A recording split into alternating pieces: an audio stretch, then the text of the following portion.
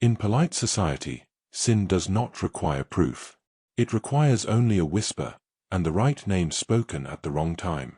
She was the vicar's daughter, raised beneath scripture and discipline, taught that virtue was not something to be displayed, but something to be lived quietly. He was a duke, a man whose reputation had already been decided for him, whose indulgences were tolerated because of his title, and whose presence alone could ruin a woman with no defense. When they accused her of sin, they did not ask whether it was true. They simply decided it was. And so, to silence the scandal, the Duke did something no one expected. He courted her. Not out of passion, nor out of desire, but because sometimes the only way to stop a lie is to stand beside it, and refuse to step away. This is not a story about temptation. It is a story about restraint, about reputation, and about the quiet courage it takes to choose truth, when the world is already convinced you are guilty. If you're still listening, it means this story has already asked something of you. Stories like this don't survive on spectacle. They survive because someone chooses to stay, to listen, to witness. If you believe that reputation should never outweigh truth, that restraint can be braver than indulgence, and that quiet dignity deserves to be seen, then pause for a moment. Like the video and subscribe if these stories speak to you. Share it with someone who understands what it means to be judged without being heard. And tell me, where are you listening from, and what time of day found you here? Because every listener who stays helps stories like this continue to be told. Chastity Sterling had never imagined her name would be spoken in drawing rooms. Not with interest. Not with admiration. Certainly not with the kind of breathless scandal that made ladies lean close over their tea and gentlemen exchange knowing glances behind their newspapers. Yet here it was, her name, paired with his, as though they belonged together. She first heard it in the village, 3 days after the harvest festival. Mrs. Pemberton had been adjusting her gloves outside the draper's shop when Chastity passed, and the older woman's face had done something peculiar, a tightening around the mouth, a deliberate turning away that felt less like distraction and more like judgment. Chastity had thought nothing of it. Mrs. Pemberton was often distracted. But then there was Miss Hartley at the lending library, who had suddenly remembered an urgent errand when Chastity approached. And young Mr. Davies, who had stammered through a greeting before fleeing as though she carried contagion. By the time she returned to the vicarage, the unease had settled into her chest like a stone. Her father was in his study. She could see him through the half-open door, seated at his desk with his head bowed, not in prayer, but in something heavier. Defeat, perhaps. Or grief. Father. He did not look up immediately. When he did, his face was pale, his eyes red-rimmed. For a moment, she thought someone had died. Chastity. His voice cracked on her name. Sit down. She did, though her hands trembled as she folded them in her lap. What's happened? He opened his mouth, closed it, opened it again. There are rumors. The word hung in the air like smoke. About, she asked, though something in her already knew.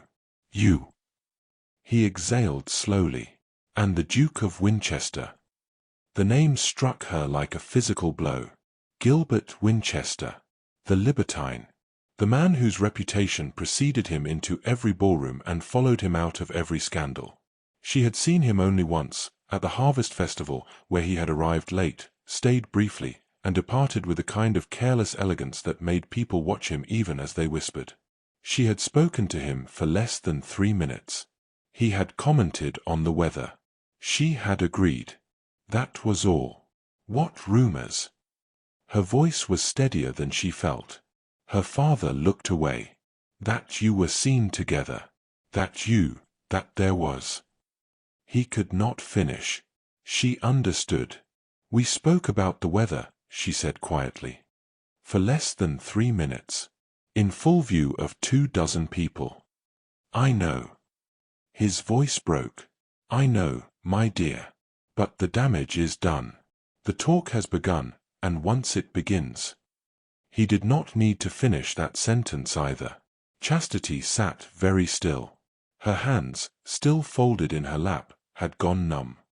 Who started it? "Does it matter?" her father asked wearily. Perhaps it didn't.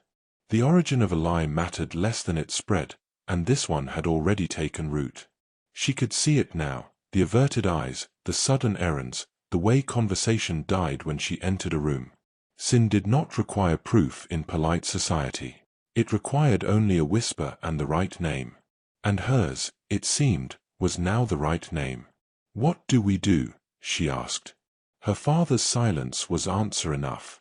That evening, Chastity did not come down for supper.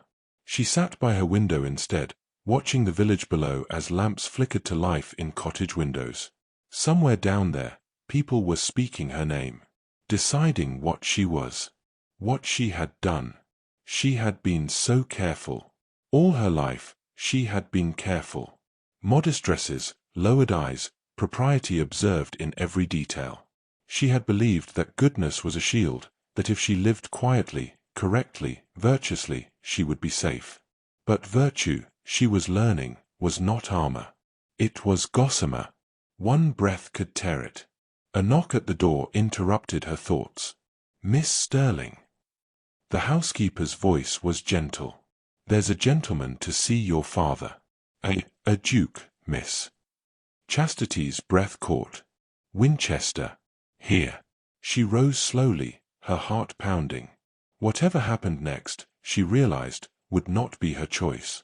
It had stopped being her choice the moment someone spoke her name alongside his.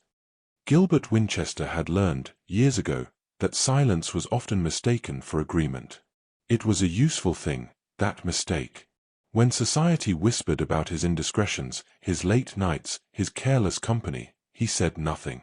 Denial would have made him tedious. Confession would have made him vulnerable. Silence made him interesting. But silence, he was discovering, could also be complicit. He had heard her name 3 days ago. Chastity Sterling. The vicar's daughter. Spoken in the same breath as his own by Lady Ashford at the card table, followed by a knowing laugh that made his jaw tighten. "Poor thing," Lady Ashford had said, not sounding sorry at all. "She won't recover from this." He had said nothing then either. He had simply collected his winnings and left. But the name had stayed with him. He remembered the girl, barely. A brief conversation at the harvest festival. She had been standing near the refreshment table, looking uncomfortable in a way that suggested she was unaccustomed to crowds. He had commented on the unseasonably warm weather. She had agreed. The exchange had lasted perhaps 3 minutes before her father appeared, and she excused herself with visible relief. That was all. Yet somehow, that had been enough. By the second day, the rumor had spread beyond Lady Ashford's circle. By the third, it had reached the village itself. He knew because his valet had mentioned it, carefully, as though delivering news of a death, that the vicar's daughter was being discussed. Gilbert had dismissed him without comment. But that evening, as he sat in his study with a book he was not reading, the silence felt different. Heavier. It pressed against him like an accusation. He had not started the rumor. Had not encouraged it. Had done nothing except exchange pleasantries with a young woman who had looked desperately out of place at a country festival. And yet his reputation, his carefully cultivated, thoroughly earned reputation, was now destroying hers. The realization settled over him slowly, uncomfortably. He had always known his indulgences carried consequences. Whispers followed him. Mothers steered their daughters away. Respectable men kept a polite distance. But those consequences had always been his. His scandal. His choices. His price to pay. This was different. This was a girl who had done nothing except speak to him in daylight, in public, in full view of witnesses. And she was being ruined for it. He set the book aside. The vicarage was smaller than he expected. Modest, tidy, unremarkable, the sort of place that existed quietly on the edge of the village, noticed only when absolutely necessary. Gilbert stepped down from his carriage and paused, looking up at the small stone house. Lamplight glowed behind the windows. Somewhere inside, she was likely sitting with her father, both of them wondering what came next. He knew what came next. He had seen it before. Girls ruined by association, their names whispered until the whispers became truth. Invitations withdrawn. Prospects vanished. Lives lived in the margins, forever marked by scandal they had not earned. He could let that happen. It would cost him nothing. Society expected no better from him. Or he could do something they would never expect. He knocked. The housekeeper who answered looked startled, then flustered, then wary. "Your Grace," she stammered. "We were not expecting." "I need to speak with the vicar," Gilbert said. "It is urgent." She hesitated, clearly torn between propriety and panic, before stepping aside. "I will fetch him, Your Grace. Please, wait here." She disappeared down the hall, leaving Gilbert standing in a modest entrance that smelled faintly of beeswax and old books. He heard low voices, the housekeeper's explanation, a man's startled response. Then footsteps. The vicar appeared at the end of the hall. He was older than Gilbert expected, his face lined with worry and something sharper, suspicion, perhaps. Or anger. "Your Grace." The vicar's voice was carefully neutral. "To what do I owe this visit?" Gilbert met his gaze steadily. "I believe you know." The vicar's jaw tightened. "If you have come to—" "I have come to offer a solution," Gilbert interrupted. "May we speak privately?" For a moment, the vicar did not move. Then, slowly, he nodded and gestured toward the study. Gilbert followed him into a small room lined with books and papers, the desk cluttered with half-written sermons. The vicar did not offer him a seat. "What solution could you possibly offer?" the vicar asked, his voice low and strained. "You have already done enough." "I have done nothing," Gilbert said quietly. "And yet your daughter suffers for it." "Exactly." The word was sharp, bitter. "You did nothing. You said nothing. And now she is—" his voice broke. "She is ruined." Gilbert absorbed the accusation without flinching. "Yes." The vicar stared at him, clearly not expecting agreement. "I did nothing," Gilbert continued. "I spoke to your daughter for 3 minutes about the weather. I said nothing to defend her when the rumors began because I did not hear them immediately. And now she is ruined." He paused. "I cannot undo that. But I can prevent it from becoming permanent." "How?" The vicar's voice was hollow. "By courting her." Silence filled the room. The vicar blinked. "You cannot be serious." "I am entirely serious." Gilbert kept his tone calm, deliberate. "Society believes we are already entangled. Very well. Let us give them the truth they have invented, but on our terms. I will court your daughter openly, properly, with full propriety. If society sees that my intentions are honorable, the scandal becomes a courtship. Respectability replaces rumor. And if it does not work, then she will be no worse off than she is now," Gilbert said.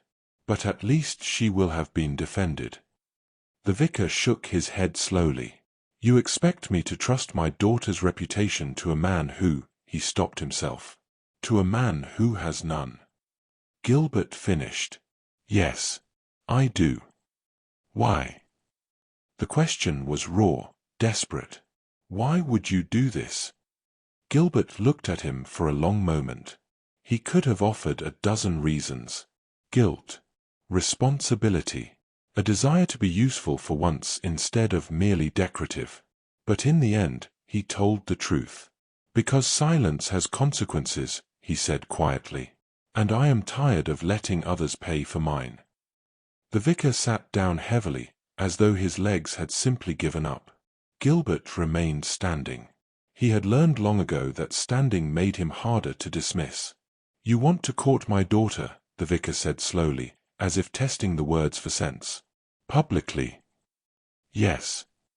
"The same daughter you have already, according to every tongue in this village, compromised." "I have compromised no one," Gilbert said evenly. "But yes, that daughter." The vicar's hands trembled as he pressed them flat against the desk. "You understand what you are asking." If this fails, if society does not accept this courtship as genuine, she will be twice ruined. Once by association, and again by your attention. I understand. And you believe this will work? That people will simply forget what they have been saying for 3 days? No, Gilbert said. They will not forget. But they will reinterpret. A scandal becomes a romance. A transgression becomes a misunderstanding. Society is remarkably willing to adjust its narrative if given sufficient reason. And you are sufficient reason. My title is... Gilbert's voice carried no pride, only fact. A duke courting a vicar's daughter may raise eyebrows, but it does not ruin her. It elevates her. And if I conduct myself with absolute propriety, which I will, then the whispers lose their power. The vicar looked at him with something between desperation and despair. Why should I believe you capable of propriety? It was a fair question. Because, Gilbert said quietly, I have never ruined anyone who did not choose to be ruined. My reputation is built on indiscretion, not cruelty. I have attended parties I should not have attended. I have kept company I should not have kept. But I have never destroyed an innocent. He paused. Until now. And I did it by doing nothing at all. The vicar's eyes closed briefly. When they opened, they were wet. She is a good girl, he whispered. She has done everything right. Everything I taught her. And still. I know. If I agree to this, if I allow you near her, and you fail her. The vicar's voice hardened. I will hold you accountable before God and every man in this county. You should, Gilbert said. The silence stretched between them, taut and fragile. Finally, the vicar stood. I will speak with her. The choice must be hers. Of course. But I will tell you now, if she refuses, you will leave this house and never return. You will not press her. You will not pursue this further. Do you understand? Completely. The vicar moved toward the door, then stopped. Why are you really doing this? Gilbert considered the question. He could have offered something noble, something selfless. But the vicar had asked for truth, and truth was what he deserved. Because I am tired, Gilbert said, of being the reason things fall apart. Chastity stood when her father entered her room. She had been sitting by the window for the better part of an hour, watching the Duke's carriage in the courtyard below and wondering what words were being exchanged in the study. Her father's face told her nothing. It was carefully blank, the expression he wore when delivering difficult news to parishioners. He wants to court you, her father said without preamble. Chastity blinked. I beg your pardon. The Duke. He has proposed a courtship. A public one. He believes it will transform the scandal. She sat back down. That is absurd. Yes. Society will never accept it. Perhaps not. Then why? She stopped, trying to make sense of it. What does he gain? Nothing, as far as I can tell. Her father moved to the window, staring down at the courtyard. He claims he is doing this because he feels responsible. Because his silence allowed the rumors to spread. His silence. Chastity's voice rose slightly. He is not responsible for the lies people tell. No. But his reputation makes those lies believable.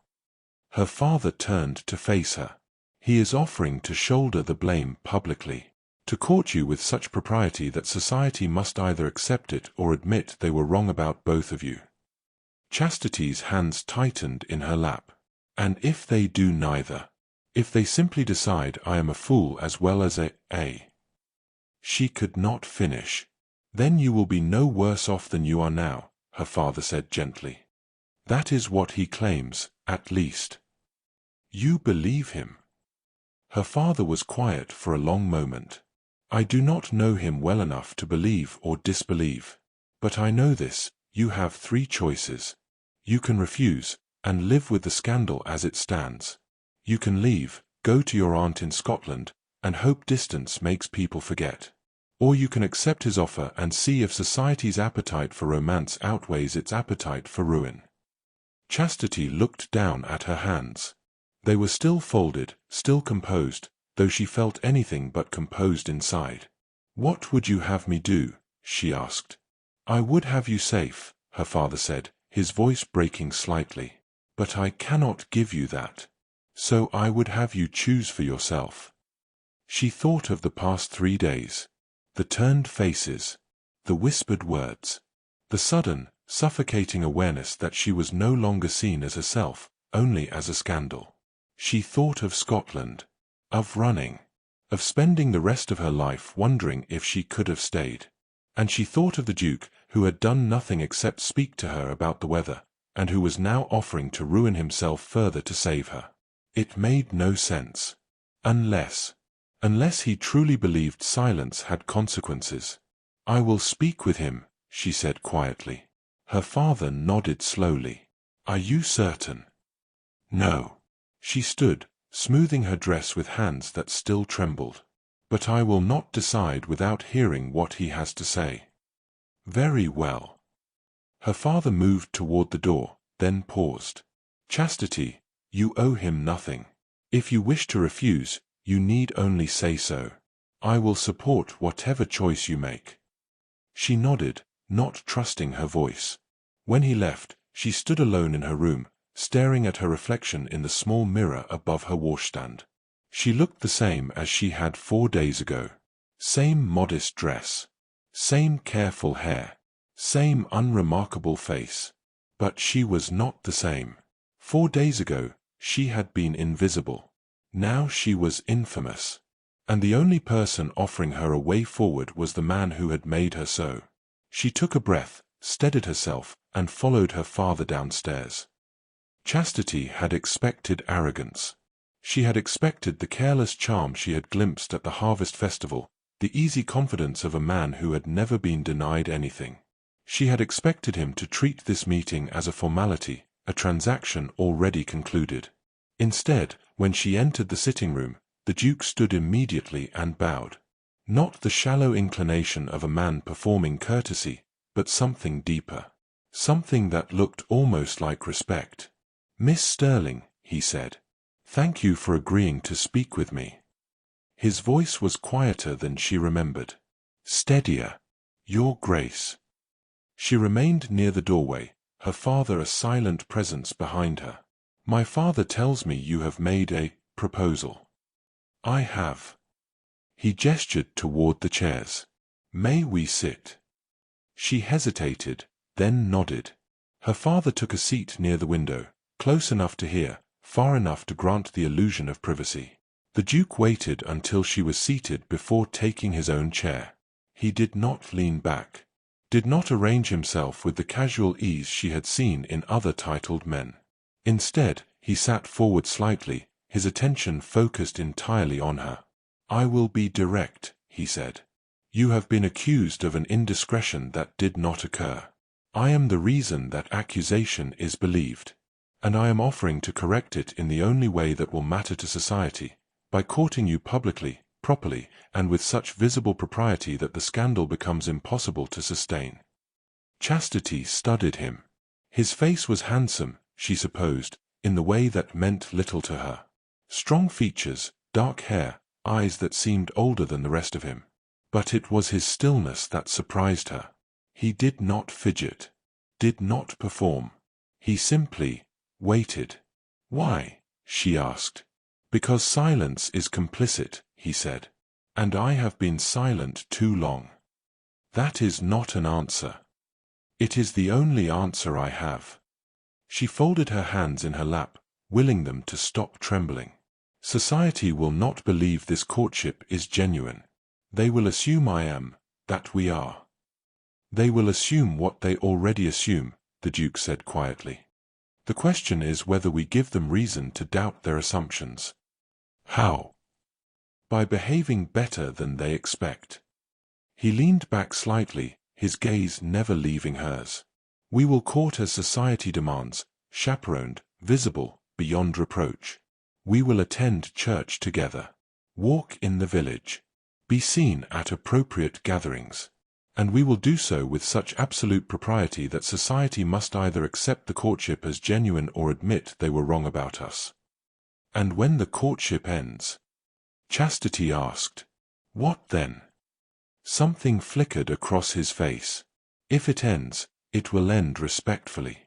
You will not be discarded or humiliated.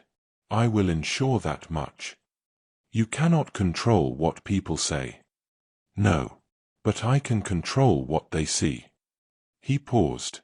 If I court you with honor, and if, when we part, I do so with continued respect, then you remain respectable. A woman courted by a duke is not ruined. She is simply courted. It was logical, calculated, almost reasonable. Almost. You make it sound simple, Chastity said. It is not simple, the duke replied. It will require us both to perform flawlessly. Any misstep, any hint of impropriety, and the scandal becomes permanent. For both of us. You risk your reputation as well. His mouth curved slightly, though it was not quite a smile. I have very little reputation left to risk. But yes. If this fails, I will be the duke who publicly courted and abandoned a vicar's daughter. That carries its own consequences.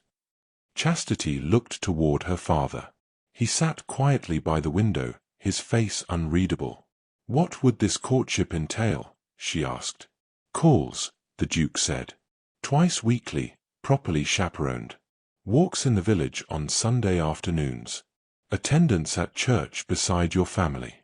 Invitations to appropriate gatherings, those few that will still admit me. He paused. And absolute restraint. No improper conversation. No unchaperoned moments. Nothing that could be misconstrued. For how long? As long as necessary. 2 months, perhaps 3. Long enough for society to adjust its narrative. And then? Then we determine whether the courtship should continue or conclude. His gaze remained steady. That decision will be yours as much as mine. Chastity's throat tightened. It was not a proposal of marriage. It was not even a promise of one. It was simply a performance. A carefully orchestrated deception designed to salvage what remained of her reputation. And yet he was the only person offering her anything at all. I need time to consider, she said. Of course. The duke stood, and she stood as well. I will call again tomorrow afternoon, if that is acceptable. You may give me your answer then. She nodded, not trusting her voice. He bowed again, that same deep, careful bow, and turned toward the door. Her father rose to see him out. But at the threshold, the duke paused. Miss Sterling, he said, not turning fully. Whatever you decide. I am sorry. For all of it. Then he was gone. Chastity did not sleep that night. She lay in her bed, staring at the ceiling, replaying the conversation in her mind. His voice. His stillness. The way he had looked at her not with desire or possession, but with something closer to regret. He was not what she had expected. And that, perhaps, was the most dangerous thing of all. By morning, she had made her decision. When the Duke returned the following afternoon, she was waiting in the sitting room. Her father sat beside her, his hand resting lightly on the arm of his chair. The Duke entered, bowed, and waited. "I accept," Chastity said quietly. Something shifted in his expression. Relief, perhaps, or surprise. "Thank you," he said. "I have conditions," she continued, her voice stronger now. "We will proceed exactly as you described. Properly, publicly, with absolute restraint. If at any point you fail to uphold that standard, the courtship ends immediately." "Agreed." "And when it ends, if it ends, you will speak of me with respect. Always." "Always," he said. She met his gaze. "Then we have an understanding." "We do." Her father cleared his throat. "When do you propose to begin?" "Sunday," the Duke said. "Church, if that is acceptable." Let society see us together in the most respectable setting imaginable. Chastity's heart pounded. Sunday was 2 days away. 2 days before the performance began. 2 days before she would stand beside the man who had ruined her, and pretend he had not. Sunday, she agreed. The Duke bowed once more and departed. When the door closed behind him, Chastity sank back into her chair, exhausted. "Are you certain?" her father asked gently. "No," she whispered. "But I cannot think of a better choice." Her father reached over and took her hand. "Then we will pray it is enough." Sunday arrived with unsettling clarity. Chastity dressed with more care than usual, though she told herself it was not for him. A modest blue dress, high-necked and long-sleeved. Her hair pinned simply. No adornment beyond a small silver cross her mother had given her years ago. She looked, she hoped, like exactly what she was, a vicar's daughter attending church. The Duke's carriage arrived precisely on time. Her father answered the door, and Chastity heard the low murmur of masculine voices before footsteps approached. When the Duke appeared in the doorway of the sitting room, she was struck again by how little he resembled the libertine of reputation. He was dressed soberly, dark coat, simple waistcoat, nothing ostentatious. He looked, if anything, like a man attending a funeral. "Miss Sterling," he said, "are you ready?" She nodded, not trusting her voice. The walk to church was brief. The Duke offered his arm with careful formality, and she took it with equal care. Her father walked on her other side, a silent chaperone. They did not speak. But she felt the eyes. Every window they passed seemed to hold a watcher. Every doorway framed a curious face. By the time they reached the church steps, Chastity's cheeks burned with the weight of scrutiny. The Duke's expression remained impassive. If he noticed the stares, he gave no indication. Inside, the whispers were less restrained. Chastity kept her eyes forward as they moved toward the Sterling family pew. The Duke waited until she was seated before taking the space beside her, not close, but present. Visible. Throughout the service, she was aware of nothing except the press of attention. Heads turned. Glances were exchanged. Her father's sermon, usually delivered with quiet conviction, seemed to falter under the weight of collective speculation. But the Duke sat motionless, his attention apparently fixed on the pulpit. He did not fidget, did not whisper, did not give society anything to dissect beyond his simple presence. When the service ended, Chastity braced herself. The walk out would be worse than the walk in. She knew it. Everyone would be waiting, watching, ready to interpret every gesture. The Duke offered his arm again. She took it. They moved slowly down the aisle, and the crowd parted like water around a stone. No one spoke to them directly. No one acknowledged them. But the silence was louder than words. Outside, Mrs. Pemberton stood with a cluster of other women. Her eyes met Chastity's briefly before sliding away, her mouth pursed in disapproval. Miss Hartley turned her back entirely. Young Mr. Davies fled before they could even approach. Chastity's throat tightened. This was what she had agreed to. This public display. This performance of respectability in front of people who had already decided she was anything but. Miss Sterling. She startled. The Duke had stopped walking and was looking down at her with something that might have been concern. "Are you well?" he asked quietly. "Yes," she lied. His gaze lingered on her face for a moment longer. Then, without a word, he resumed walking, guiding her gently away from the church and toward the small lane that led back to the vicarage. Her father fell into step behind them, maintaining the careful distance of a chaperone. For several minutes, no one spoke. The only sounds were their footsteps on the gravel and the distant call of birds. Then the Duke said, "You handled that with grace." Chastity glanced at him, surprised. "I did nothing." "Precisely," he said. "You did not react. Did not falter. That is grace under pressure, Miss Sterling. Most would have broken. I felt like breaking. But you did not."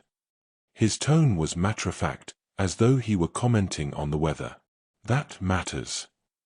She wanted to argue, to tell him that not breaking was not the same as being whole. But something in his voice stopped her. He understood. Somehow, impossibly, he understood.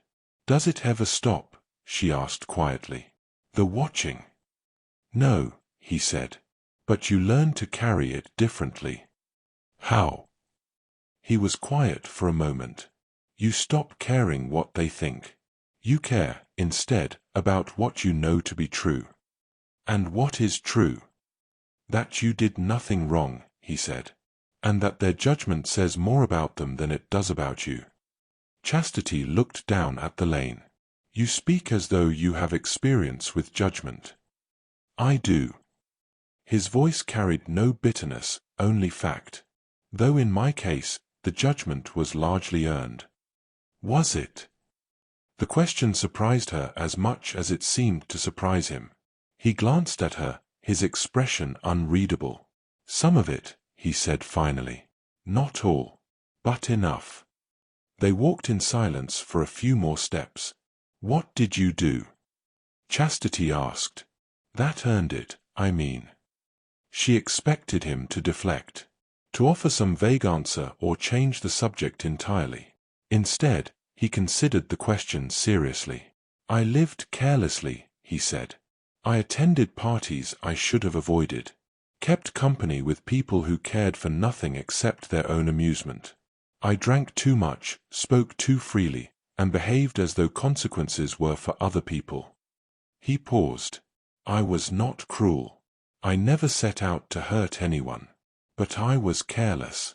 And carelessness, I have learned, can be its own form of cruelty." Chastity absorbed this. It was not the answer she had expected. It was too honest, too self-aware. "Do you regret it?" she asked. "Some of it." He looked ahead at the lane. "I regret the harm it caused others. I regret that my reputation now touches people who have done nothing to deserve it." His gaze flicked briefly toward her. "I regret that you are paying for choices that were never yours. You did not start the rumor." "No. But I created the conditions that made it believable." They had reached the vicarage. The Duke stopped at the gate, releasing her arm with careful formality. "Thank you for accompanying me this morning," he said. His tone returned to that same careful neutrality. "I will call again on Wednesday, if that is acceptable." "Yes," Chastity said. "That is acceptable." He bowed and turned to leave. But then she heard herself say, "Your Grace." He paused, looking back. "What you said," she continued, her voice tentative, "about caring what you know to be true, rather than what they think. Do you truly believe that?" His expression softened slightly. "I am learning to." "How long does the learning take?" "I will let you know," he said, "when I finish." And for the first time since this entire ordeal began, Chastity felt something other than fear or shame. She felt the beginning of understanding. That evening, her father found her in the garden. "He is not what I expected," her father said quietly. Chastity looked up from the small patch of herbs she had been tending without really seeing. "No. He spoke well today. Honestly." "Yes." Her father was quiet for a moment. "Be careful, Chastity." "Careful of what?" "Of confusing honesty with safety," her father said gently. "He may be sincere in his desire to help you, but that does not mean he is safe." Chastity's hands stilled in the soil. "I know." "Do you?" She thought of the Duke's voice, his stillness, the way he had understood her fear without her having to explain it.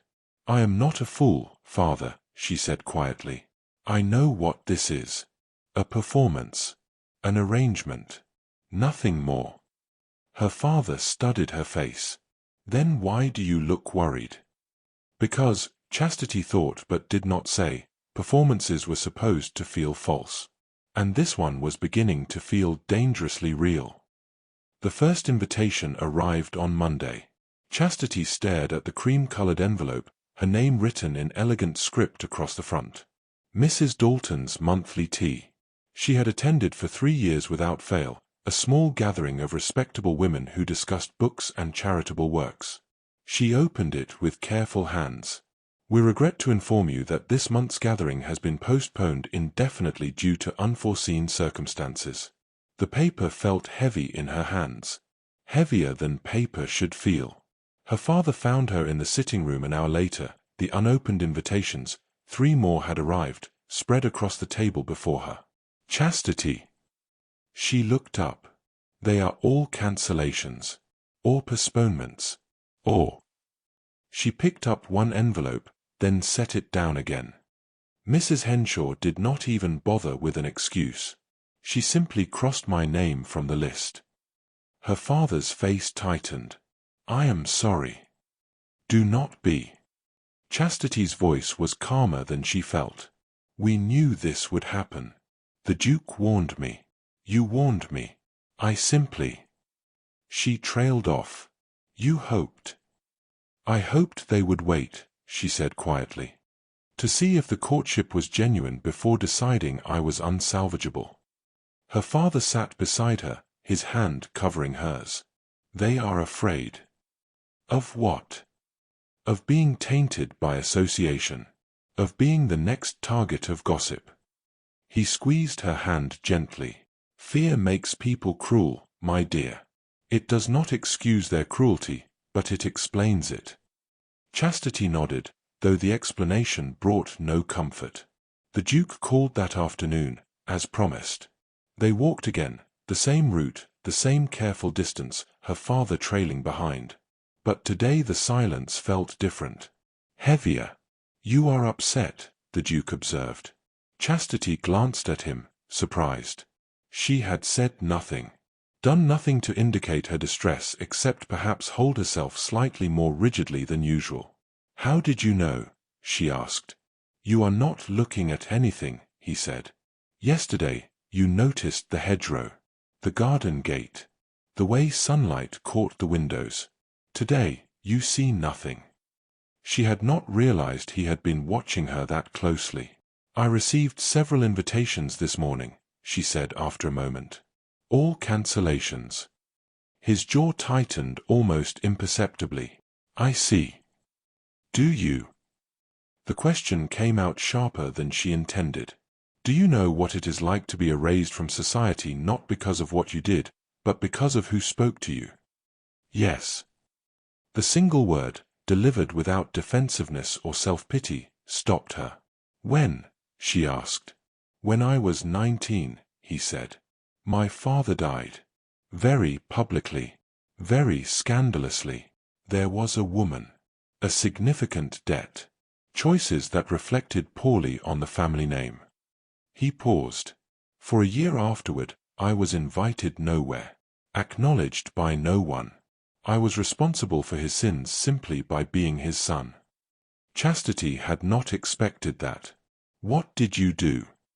I stopped caring whether they acknowledged me, he said. I attended events I was not invited to. Spoke to people who turned away. Behaved as though their judgment was irrelevant. He glanced at her. Eventually, they decided I was interesting rather than pitiable. The invitations returned. But by then, I had learned something valuable. What? That their acceptance was worthless if it could be so easily withdrawn. They walked in silence for a few moments. Chastity felt something shift inside her, not quite hope, but something steadier. Resolve, perhaps. I do not wish to become you, she said quietly. I would not wish that for you either, the Duke replied. But you can learn from my mistakes without repeating them. You can refuse to disappear simply because society wishes you would. How? He stopped walking and turned to face her fully.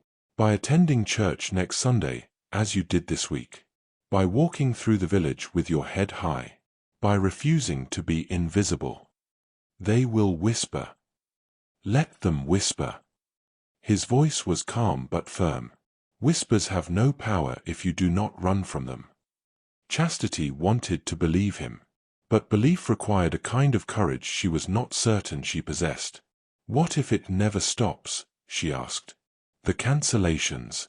The whispers. What if this courtship changes nothing? Then we adapt, the Duke said. But we do not surrender. The certainty in his voice steadied something inside her. She nodded slowly. They resumed walking. Her father maintained his careful distance, pretending not to hear. "Your Grace," Chastity said after a moment. "Why do you care? Truly. You have answered this before, but I find myself—" She hesitated. "I find myself unconvinced." He was quiet for so long that she thought he would not answer. Then, "Because I have spent 10 years being careless," he said. "And carelessness, I am discovering, is exhausting. It requires constant performance, constant indifference. You must pretend nothing matters so often that eventually nothing does." He looked at her. "I am tired, Miss Sterling. Tired of pretending. And this, helping you, standing beside you, this is the first thing in years that has felt like it matters." The honesty in his voice was almost painful to hear. "I did not ask to matter to you," Chastity said softly. "I know." His mouth curved slightly, though it was not quite a smile. "That is precisely why you do." Wednesday's walk was interrupted. They had barely left the vicarage when Mrs. Whitmore appeared on the lane ahead. She was a formidable woman, the sort whose opinions shaped village consensus, and her expression as she approached left no doubt about her intentions. "Your Grace," she said, her tone clipped. "Miss Sterling." The Duke inclined his head. "Mrs. Whitmore." Chastity said nothing. Her throat had closed. "I feel it is my duty," Mrs. Whitmore continued, addressing the Duke directly, "to speak plainly. There is considerable concern in the village about this courtship." "Is there?" the Duke said. It was not a question. "Indeed. Many feel that Miss Sterling's reputation has been compromised beyond repair, and that your continued association only deepens the scandal rather than resolving it." "Many," the Duke repeated. "How interesting. And do these many individuals include you, Mrs. Whitmore?" The older woman's chin lifted. "I speak only out of concern for propriety." "Of course." The Duke's voice remained perfectly polite, but something in it had sharpened. "Tell me, Mrs. Whitmore, were you present at the Harvest Festival when Miss Sterling and I allegedly engaged in improper conduct?" "I was not, but—" "Then you are repeating information you did not witness.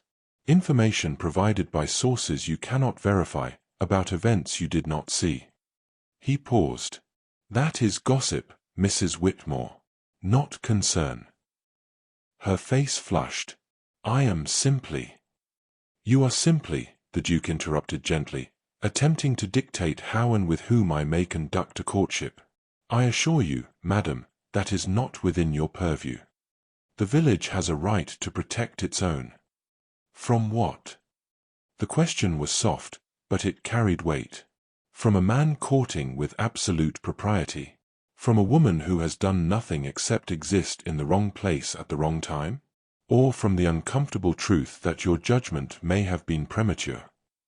Mrs. Whitmore's mouth opened, then closed. "I suggest," the Duke continued, his tone still impeccably polite, "that if you and your concerned associates wish to maintain any credibility, you begin by examining the evidence rather than the rumors. Good day, Mrs. Whitmore." He offered Chastity his arm and walked past the older woman without waiting for a response. Chastity's heart pounded so hard she was certain everyone could hear it. She did not look back, did not speak. She simply walked, the Duke's steady presence beside her, until they were well out of sight. Only then did she exhale. "Thank you," she whispered. "Do not thank me," the Duke said quietly. "I should have done that days ago. You defended me. I stated facts." But there was something in his voice, something almost angry. "You should not need defending for speaking to me about the weather." Chastity looked at him, this man she had been so ready to dismiss as careless and selfish, and saw instead someone who was furious on her behalf. "This will cost you," she said. "Mrs. Whitmore is influential. She will." Let her, the Duke said. I have been judged by better people than her. Their opinions did not destroy me. Hers certainly will not. They walked the rest of the way in silence. But when they reached the vicarage, Chastity did something she had not done before. She turned to face him fully and met his eyes. You are a good man, she said quietly. The Duke looked startled. I am not certain that is true. Perhaps not always, Chastity said. But today, in this moment, you are. For a long moment, he said nothing. Then he bowed, that same careful, respectful bow, and turned to leave. But Chastity saw something in his expression as he went. He looked almost grateful. The rain began on Friday evening and continued through the night. By Saturday morning, the village lanes were slick with mud, the sky heavy with clouds that promised more. Chastity stood at her window, watching water stream down the glass, and wondered if the Duke would still come for their scheduled walk. At precisely 2 o'clock, his carriage arrived. She was surprised. Any sensible person would have postponed, sent a note, waited for better weather. But when she descended to the sitting room, she found him waiting with her father, neither man appearing concerned about the rain. Miss Sterling, the Duke said, rising. I apologize for the weather. It seems determined to complicate our afternoon. Perhaps we should reschedule, Chastity suggested. Or, he said, we could remain here. If that is acceptable to your father. Her father glanced between them, then nodded slowly. The sitting room is appropriate, so long as the door remains open. Of course, the Duke said. And so, for the first time since their arrangement began, they sat together indoors. Her father positioned himself in the adjoining study with a book, close enough to hear but far enough to grant them privacy. The Duke settled into the chair across from her. Rain drummed against the windows, filling the silence with sound. I have been thinking, Chastity said after a moment, about what you said. About caring what I know to be true rather than what they think. And I am not certain I know what is true anymore. She looked down at her hands. For weeks ago, I knew who I was. The vicar's daughter. Modest, quiet, unremarkable. Now I am. I do not know what I am. You are still the vicar's daughter, the Duke said. Still modest. Still quiet. The only thing that has changed is other people's perception. But perception shapes reality, Chastity said. If everyone believes I am ruined, am I not ruined? No. The certainty in his voice made her look up. Ruin, he said carefully, is not something others assign to you. It is something you accept. You are only ruined if you believe their judgment defines you. That is easy to say when you are a duke. It is not easy at all, he replied quietly. Title does not protect you from judgment, Miss Sterling. It simply changes the form judgment takes. People still whisper, still exclude, still decide who you are based on what they have heard rather than what they have seen. He paused. The difference is that I learned, eventually, to stop letting them decide. Chastity studied his face. There was no arrogance in it. No casual dismissal of her concerns. Only something that looked like understanding earned through experience. How did you learn? She asked. Badly, he said. I pretended not to care for so long that I forgot what caring felt like. I attended parties I did not enjoy, kept company with people I did not like, and told myself it was freedom. He looked toward the window, where rain continued to fall. It was not freedom. It was hiding. And hiding is its own form of imprisonment. What changed? He was quiet for a long moment. You did. Chastity's breath caught. I did nothing. You existed, he said simply. And you suffered for my carelessness. That mattered more than I expected it to. The room felt suddenly smaller, more intimate. The rain, the grey light, the careful distance between them, all of it seemed to press inward, creating a space separate from the world outside.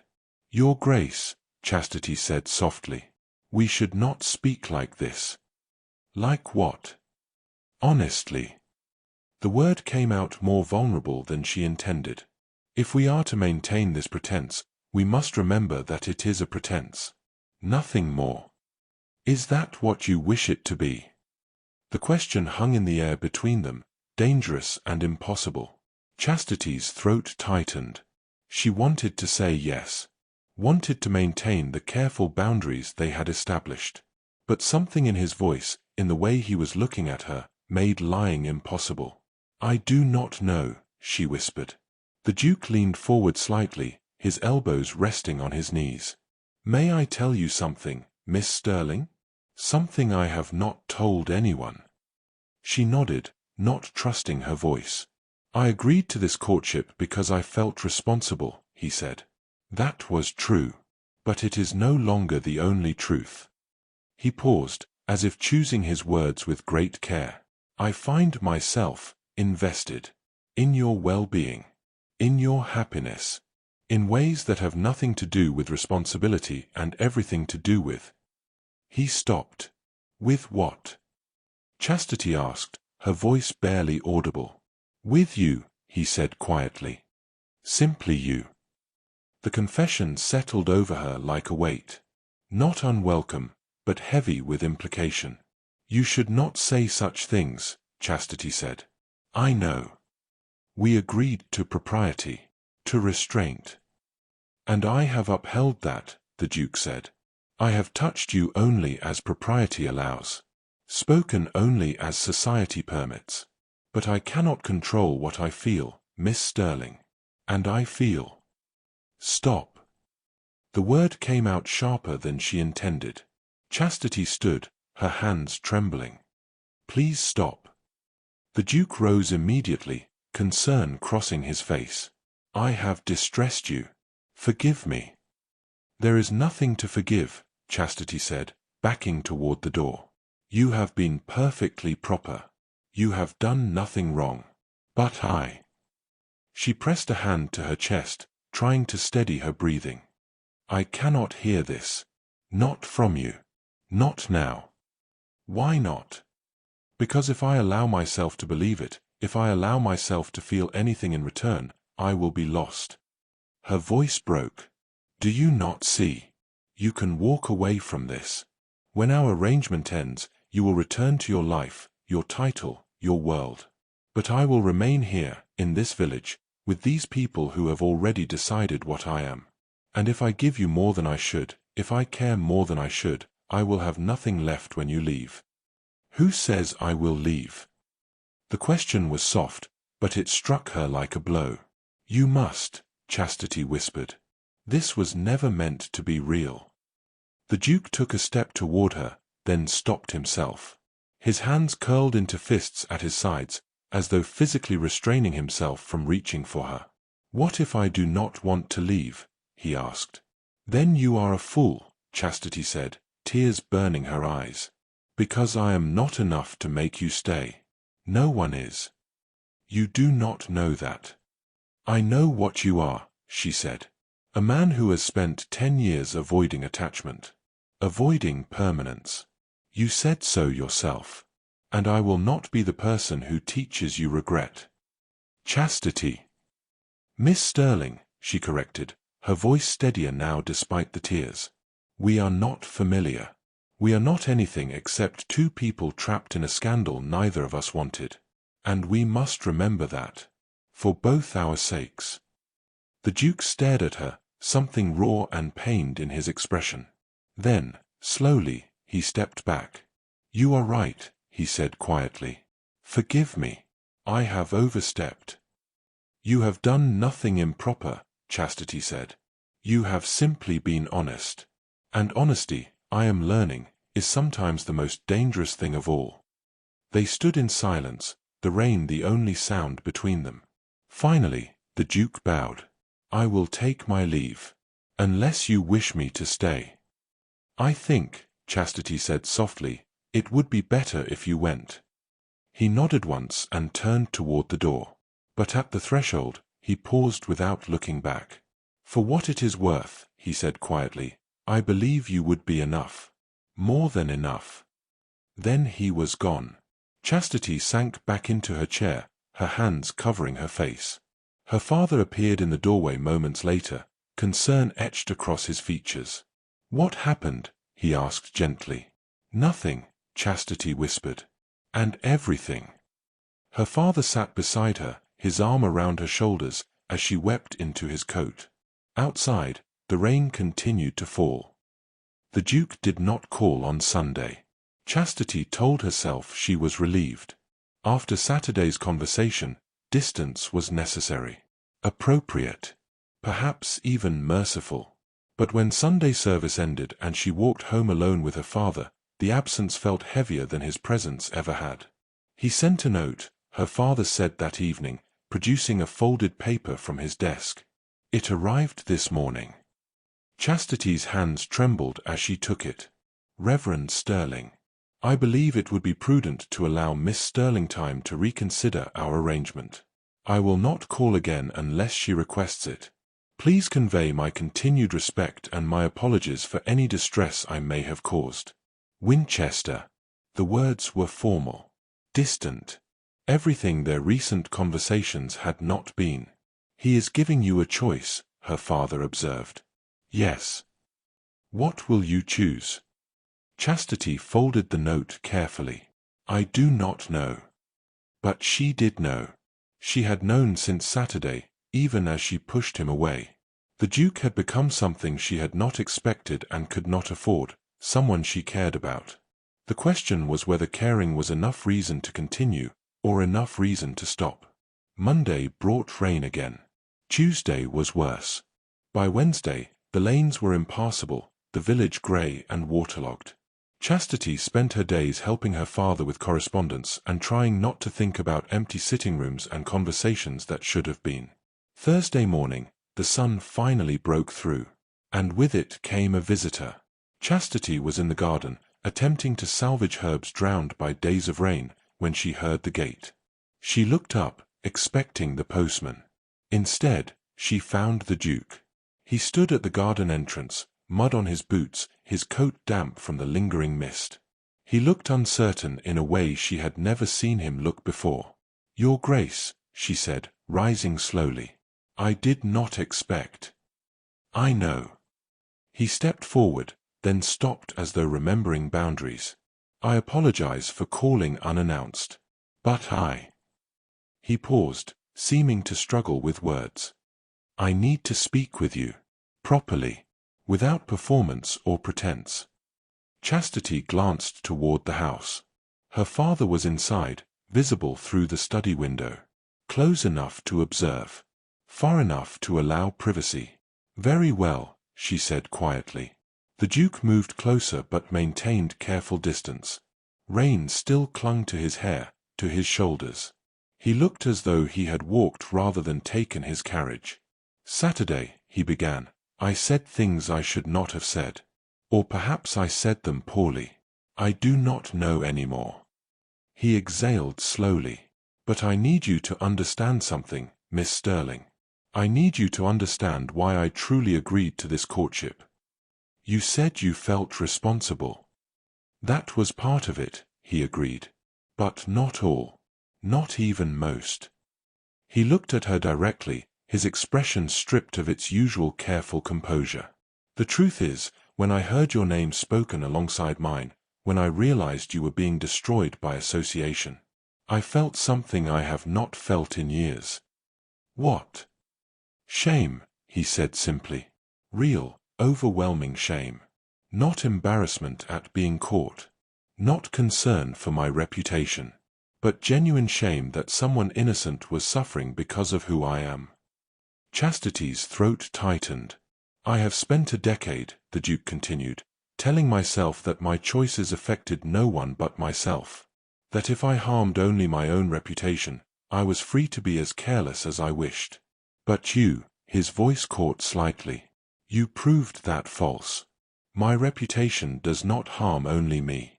It destroys anyone unfortunate enough to be associated with it. And I had never truly confronted that until I saw what it did to you." "That is not your fault," Chastity said quietly. "It is exactly my fault," he replied. Not the rumor itself, but the foundation that made the rumor believable. That is mine, and I cannot undo it.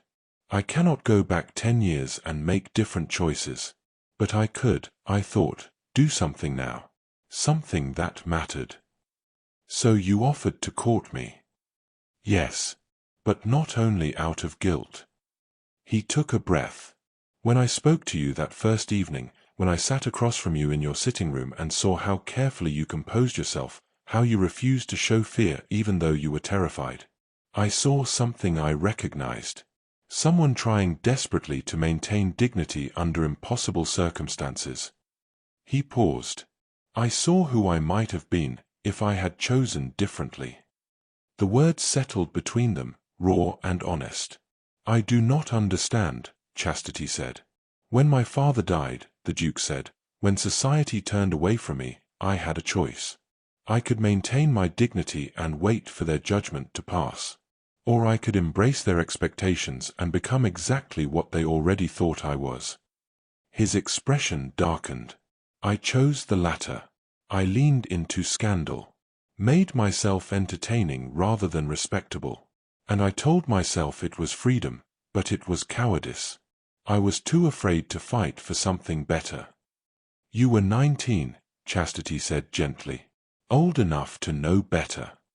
He shook his head. But you are not hiding behind their judgment. You are not becoming what they accuse you of being. You are standing firm, maintaining your integrity, even when it would be easier to surrender. He looked at her with something that might have been admiration. You are braver than I ever was. Chastity felt tears prick her eyes. I do not feel brave.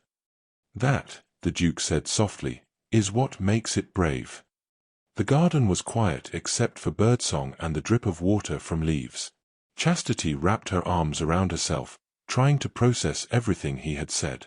Why are you telling me this? She asked finally. Because you deserve to know the truth, he said. Not the version I present to society.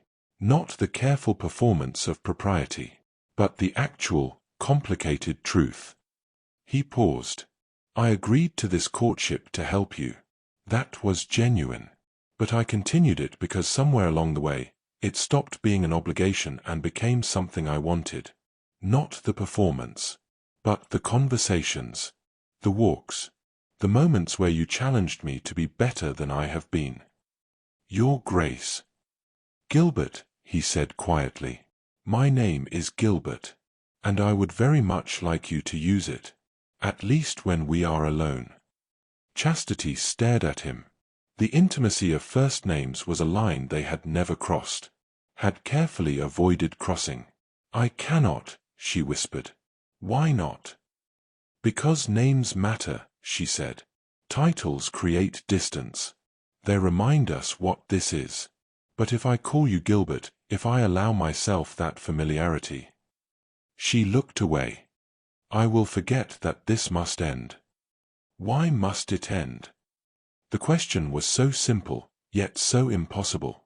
Because you are a duke, Chastity said, frustrated tears slipping down her cheeks. And I am a vicar's daughter. Because society will never accept us. Because even if you believe you want this now, eventually you will realize what you have given up. The parties. The freedom.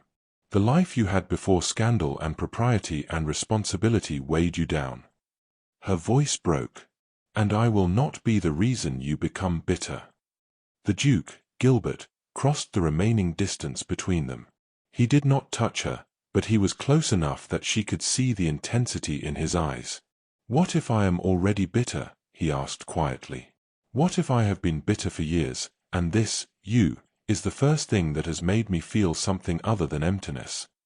You cannot know that. I do know it, he said. Because for the first time in a decade, I am not performing. I am not pretending to be carefree or indifferent or entertained. I am simply here, with you.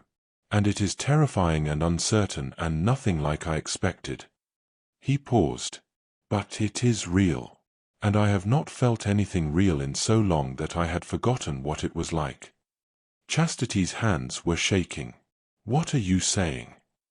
I am saying, Gilbert said carefully, that I would like to continue this courtship.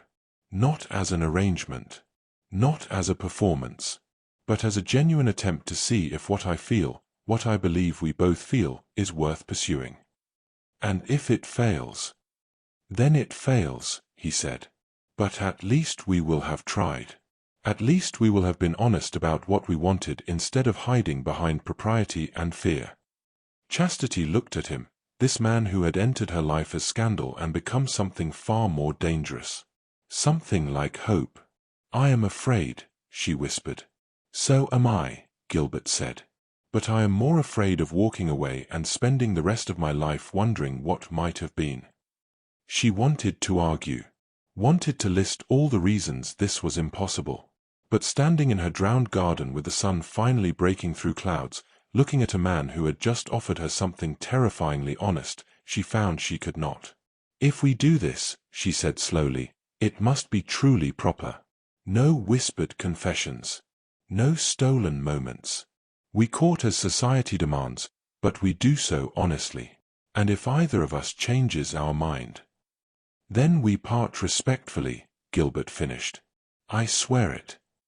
Chastity took a shaking breath. Then yes, we may continue. Something in his expression shifted. Relief, perhaps. Or gratitude. Thank you, he said quietly. Do not thank me yet, Chastity said. Society will make this as difficult as possible. Let them try, Gilbert replied. And for the first time since she had met him, he smiled, genuinely smiled, without performance or pretense. It changed his entire face. And Chastity realized, with equal parts terror and wonder, that she was truly, dangerously lost. The announcement came on Friday. Not from Gilbert. Not from her father. But from Mrs. Whitmore, who appeared at the vicarage door with a face like thunder and a newspaper clutched in her hand. Reverend Sterling, she said without preamble. I must speak with you. Immediately. Chastity, who had been arranging flowers in the sitting room, froze at the tone. Her father appeared from his study, his expression wary. Mrs. Whitmore, how may I help you? The older woman thrust the newspaper toward him. Have you seen this? Her father took it, his eyes scanning the page. Chastity watched his face pale. What is it? She asked, moving closer. Her father's hand trembled slightly as he held the paper. It is an announcement. From the Duke of Winchester, declaring his intention to formally court you with the prospect of marriage. The words hit her like cold water. Gilbert had published it. Made it public. Made it impossible to retreat. Do you understand what this means? Mrs. Whitmore demanded. The scandal will intensify, not diminish. Every eligible family in 3 counties will see this as confirmation of impropriety. The Duke is either mocking society or, she stopped, her face flushing. Or he has actually compromised your daughter and is now attempting to salvage his own reputation. That is not true, Chastity said, her voice steady despite her racing heart. The Duke has behaved with absolute propriety. Then he is a fool, Mrs. Whitmore snapped. A duke does not announce intentions toward a country vicar's daughter unless forced to do so. Everyone will assume the worst. Let them assume, Chastity said quietly. We know the truth. Mrs. Whitmore turned to her father, ignoring Chastity entirely. Reverend, I implore you. End this courtship. Send your daughter to relatives. Allow time and distance to diminish the talk. This path leads only to ruin, for her and for your ministry. The words hung in the air like a threat. My ministry, her father said slowly, has always been about grace extended to the undeserving. If I cannot extend that same grace to my own daughter, then I have failed at the very foundation of my calling. This is not grace, Mrs. Whitmore said. This is foolishness. Perhaps, her father replied. But it is my foolishness to embrace or reject. And I choose to trust my daughter's judgment. Good day, Mrs. Whitmore. The older woman stared at him for a long moment, then turned on her heel and left without another word. When the door closed, Chastity sank into the nearest chair. "He should have consulted us," her father said quietly, still holding the newspaper, "before making such a public declaration." "He probably knew we would have advised against it," Chastity said. "Would you have?" She thought about it. About the careful dance they had been performing. About propriety and restraint and all the reasons this should remain private. "Yes," she admitted. "I would have told him to wait. To see if society would accept us before committing so publicly. And now? Now he has forced society's hand," Chastity said. "They must either accept the courtship as genuine or openly accuse a duke of impropriety. Most will not dare do the latter." Her father sat beside her. "That does not mean they will accept it graciously." "No," Chastity agreed. "But at least now they cannot pretend ignorance. They cannot disinvite me without explicitly acknowledging why." "You sound like him," her father observed. Chastity looked at the newspaper still clutched in his hands. "Perhaps I am beginning to understand him." Gilbert arrived within the hour. Chastity was still in the sitting room when she heard his carriage. She stood, smoothing her dress with nervous hands, and waited. He entered with her father close behind, his expression carefully neutral. But she could see tension in the set of his shoulders. "Miss Sterling," he said formally, "I apologize for not consulting you before." "Why did you do it?" Chastity interrupted.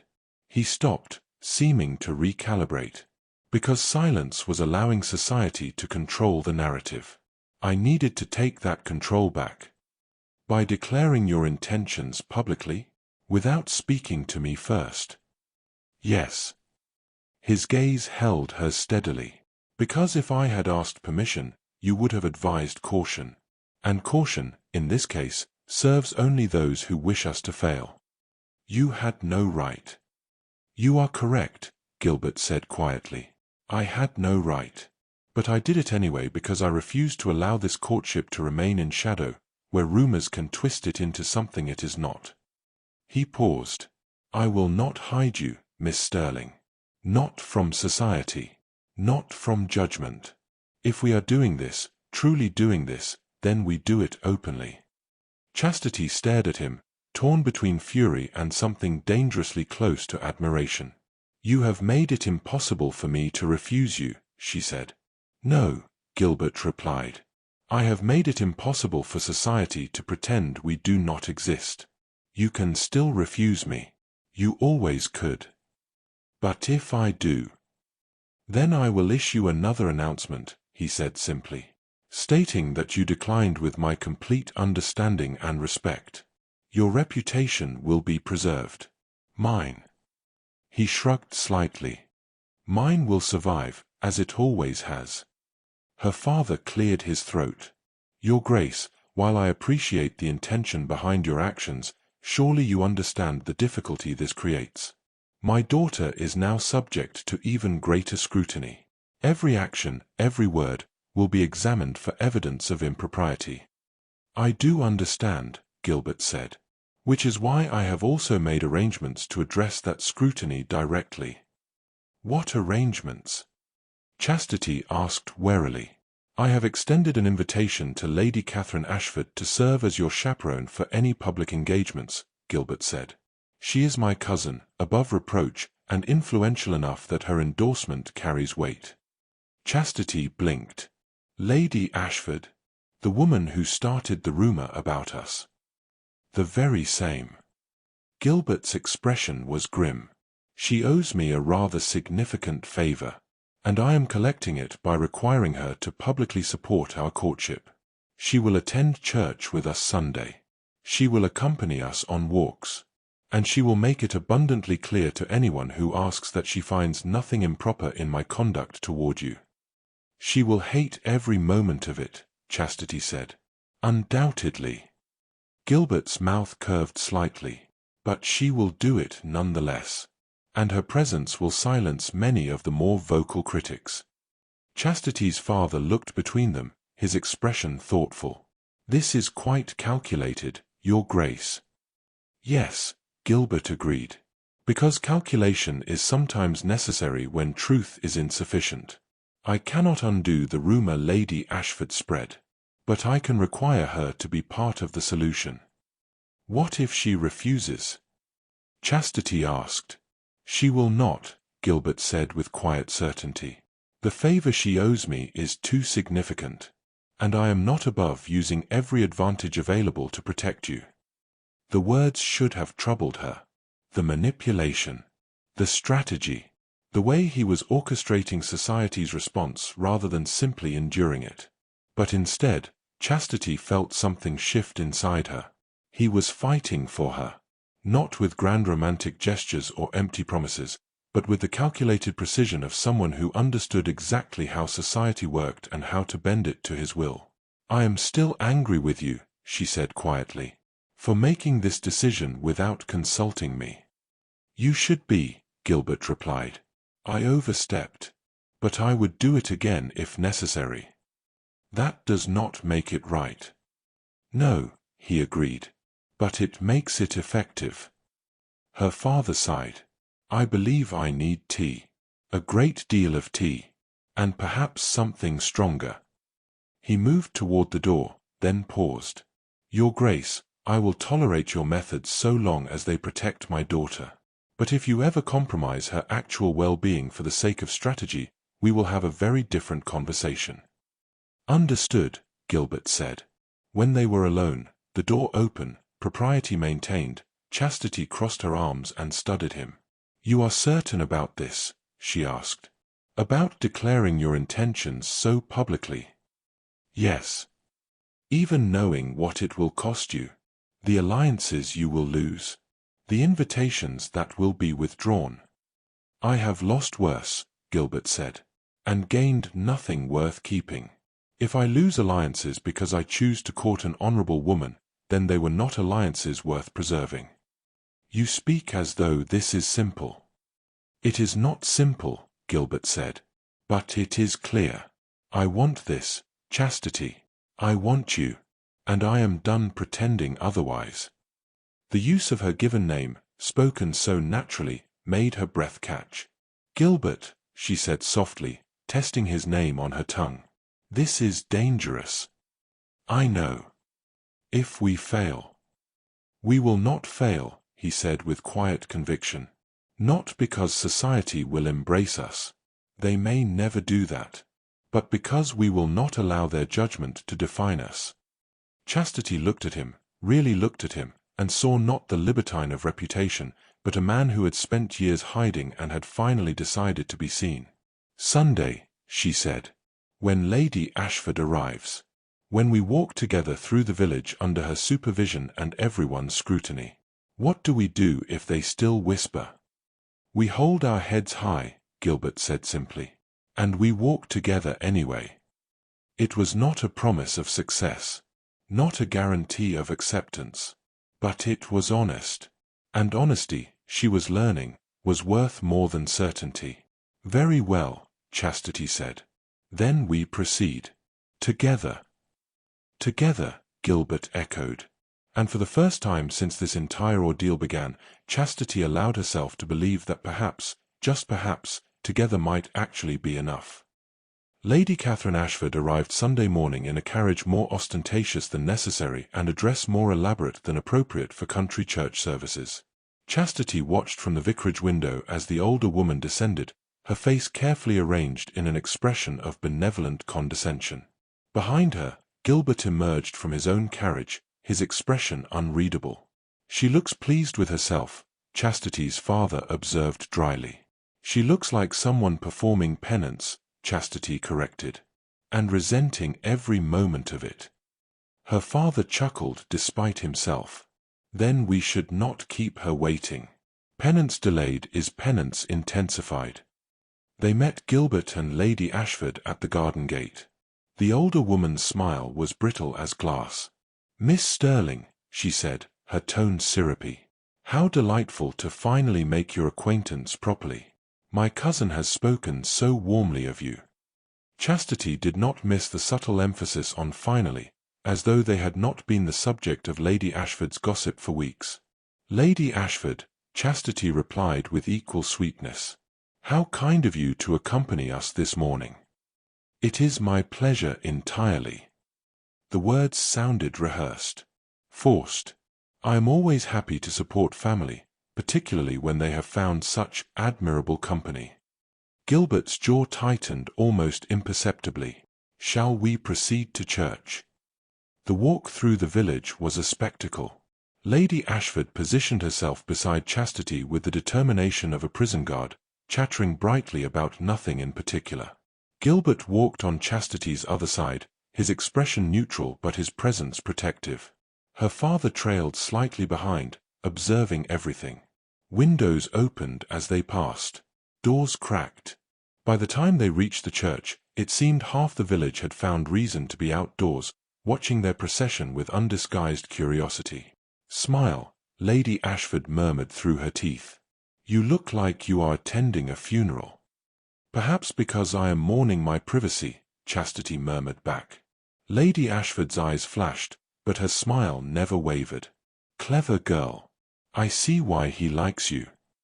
They entered the church to a silence so profound it felt oppressive. Every head turned. Every eye tracked their movement down the aisle. Lady Ashford, to her credit, did not falter. She swept into the Sterling family pew as though it had been reserved specifically for her, arranging her skirts with theatrical precision. Gilbert waited until both women were seated before taking his place beside Chastity. The service began, but Chastity heard almost none of it. She was too aware of the weight of attention, of whispers barely contained, of judgment wrapped in Sunday propriety.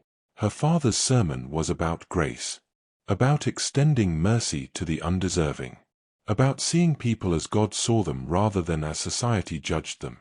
It was not subtle. Several people shifted uncomfortably in their seats. Mrs. Whitmore's face grew progressively redder, and Lady Ashford, surprisingly, looked almost thoughtful. When the service ended, the exodus was swift. People filed out quickly, avoiding direct interaction while maximizing their ability to observe. But then Mrs. Pemberton approached. Chastity tensed. The older woman had been among the first to turn away from her, among the quickest to judge. Miss Sterling, Mrs. Pemberton said quietly. Might I have a word? Lady Ashford bristled. Mrs. Pemberton, if you intend to. I intend to apologize, Mrs. Pemberton interrupted, her voice firm despite the tremor in it. She looked directly at Chastity. I was unkind. I believed rumors without seeking truth. And I am ashamed of my behavior. The words hung in the air, unexpected and disarming. Chastity's throat tightened. Thank you. I do not expect forgiveness, Mrs. Pemberton continued. I simply wanted you to know that some of us have been forced to reconsider our judgments. Your father's sermon was illuminating. She nodded once, then departed before Chastity could respond further. Lady Ashford watched her go, her expression unreadable. Well, that was unexpected. One apology does not undo weeks of cruelty, Gilbert said quietly. No, Chastity agreed. But it is a beginning. They walked back to the vicarage more slowly than they had come. Lady Ashford maintained her performance of cheerful chaperonage, but something in her demeanor had shifted. She seemed less resentful, more thoughtful. At the vicarage gate, she paused. Miss Sterling, she said, her tone carefully neutral. Might I speak with you privately for a moment? Chastity glanced at Gilbert, who nodded slightly. Of course, Chastity said. Lady Ashford waited until the men had moved a polite distance away before speaking. I owe you an apology as well. Chastity blinked. I beg your pardon. The rumor, Lady Ashford said, her voice low. It began with me. Not intentionally. I truly believed I had seen something improper at the festival. But I spoke before I was certain, and my words caused significant harm. She paused. My cousin has made it abundantly clear that I will spend considerable time rectifying that harm. Because he forced you to, Chastity said. Yes. Lady Ashford's mouth curved slightly. but also because he was right to do so. I have spent the past week observing how he conducts himself around you. His restraint, his respect, his—" She hesitated. "His sincerity. And I have come to believe that perhaps I misjudged the situation entirely." "You cost me my reputation based on a misunderstanding," Chastity said, unable to keep the edge from her voice. "I did." Lady Ashford did not flinch from the accusation. "And I cannot undo that. But I can ensure that when I speak of you now, and people will ask, I assure you, I speak with accuracy rather than assumption." She paused. "My cousin is not an easy man to know. But he is, I think, a better man than society credits him for being. And if he has chosen you, then I suspect you are rather remarkable as well." It was not quite an apology, not quite acceptance, but it was something. "Thank you," Chastity said quietly. Lady Ashford nodded. "I will call on you Wednesday, if that is acceptable. We should be seen together, taking tea, looking entirely comfortable in each other's company. It will do much to silence the remaining whispers." "I would appreciate that," Chastity said, surprising herself with the truth of it. Lady Ashford's smile became slightly more genuine. "Good. Then I shall see you Wednesday." She departed with a swish of elaborate skirts, leaving Chastity standing at the gate, slightly dazed. Gilbert approached cautiously. "Are you well?" "I think," Chastity said slowly, "that your cousin just apologized to me." "I instructed her to." "No," Chastity said. "She apologized because she chose to. There is a difference." Gilbert studied her face. "Does it help to hear it?" "I do not know yet," Chastity admitted. "Ask me again in a few days, when I have processed the fact that the woman who ruined me is now taking tea at my home." "She did not ruin you," Gilbert said firmly. "She made a mistake. But you are not ruined, Chastity. You are simply inconvenient to people who prefer their judgments uncomplicated." Chastity looked at him, this man who had appended his own life to stand beside her, and felt something settle in her chest. Not quite peace, but something close. "Wednesday," she said. "Lady Ashford will visit. And we will take tea. And we will perform respectability until respectability becomes reality." "And after that?" Gilbert asked. "After that," Chastity said, "we continue. One Sunday at a time. One walk at a time. Until either society accepts us or we stop caring whether they do." Gilbert's expression softened. "I have already stopped caring." "Liar," Chastity said gently. "You care. You simply care about different things now." "About you," Gilbert said quietly. "I care about you." The confession was simple, honest, and terrifying in its implication. "I know," Chastity whispered. "And that, I think, is what frightens me most." "Why?" "Because I care about you too," she said. "And caring makes everything more complicated." Gilbert smiled, that genuine smile that transformed his face. "Good.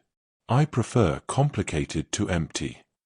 Her father appeared at the door, tactfully announcing that tea was prepared if they wished to join him.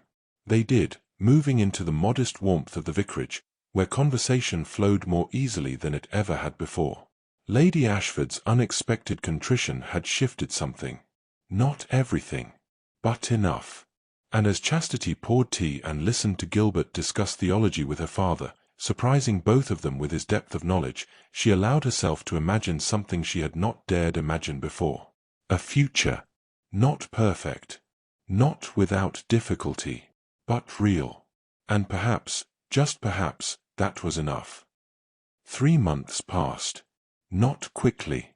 Each week brought its own small battles, a withdrawn invitation here, a cold greeting there. But slowly, almost imperceptibly, the landscape shifted. Lady Ashford's visits became regular. Her endorsement, delivered with the authority of someone who had once been their harshest critic, carried unexpected weight. Mrs. Pemberton's apology was followed by others. Not all. Not even most. But enough that Chastity could walk through the village without feeling every eye as an accusation.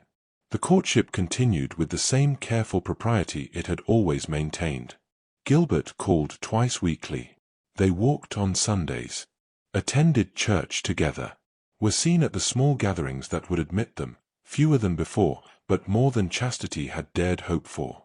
And somewhere in those carefully chaperoned walks and properly observed conversations, something unexpected happened. They became comfortable, not complacent. The awareness between them remained sharp, electric. But the fear that had once accompanied every interaction had softened into something steadier. Trust, perhaps. Or simply the quiet knowledge that they had weathered the worst together and survived. It was December now, and frost glittered on the vicarage windows as Chastity sat in the sitting room, mending one of her father's shirts. Gilbert was expected within the hour for their Wednesday call. She found herself anticipating his arrival with something that felt dangerously like contentment. Her father entered, a letter in his hand. "From your aunt in Scotland." Chastity set down her mending. "What does she say?" "She has heard about the courtship," her father said carefully. "She writes to express her concern and to renew her invitation for you to visit. She believes the situation here remains delicate." "She believes I should run," Chastity translated. "She believes you should have options," her father corrected gently. "And she is not wrong. The courtship has improved matters, but some will never fully accept it. You could still leave. Start fresh somewhere society does not know your name." Chastity looked down at the shirt in her lap, at the careful stitches she had been making. "Do you wish me to go?" "I wish you to be happy," her father said. "Whatever that requires." "I am happy," Chastity said, surprising herself with the truth of it. "Not perfectly. Not constantly. But more than I was. More than I thought I would be again." Her father sat beside her. "Because of him." It was not quite a question. "Because of many things," Chastity said. "Because I did not run when running seemed easier. Because I chose to stand beside him even when it cost me. Because I learned that reputation is not the same as character." She paused. "But yes. Partially because of him." "He has asked to speak with me this evening," her father said quietly. "After your visit." Chastity's hands stilled. "About what?" "I suspect you can guess." Her heart began to pound. "He said nothing to me." "Would you want him to? Or would you prefer he follow proper protocol and speak with your father first?" Chastity did not know how to answer. 3 months ago, the thought of marriage to Gilbert Winchester would have seemed absurd. Impossible. Now it felt inevitable. Terrifying. And somehow, impossibly right. "What will you tell him?" she asked. "That depends," her father said, "on what you wish me to tell him." Gilbert arrived precisely on time, as he always did. But today there was something different in his demeanor. A nervousness that he tried to conceal but could not quite manage. His usual composure felt slightly strained. They sat in their accustomed places, Chastity on the settee, Gilbert in the chair across from her, her father positioned near the window with a book he was not reading. "You seem distracted, Your Grace," Chastity observed after several minutes of stilted conversation about the weather. "Do I?" Gilbert's smile was slightly off. "Forgive me. I have been preoccupied." "With what?" He glanced toward her father, then back to her. "With the future." The word hung between them, heavy with implication. "The future is uncertain," Chastity said carefully. "For all of us." "Some things," Gilbert said, "need not be uncertain, if we choose to make them certain." Chastity's throat tightened. "Your Grace." "Gilbert," he corrected gently. "We are past formality, I think."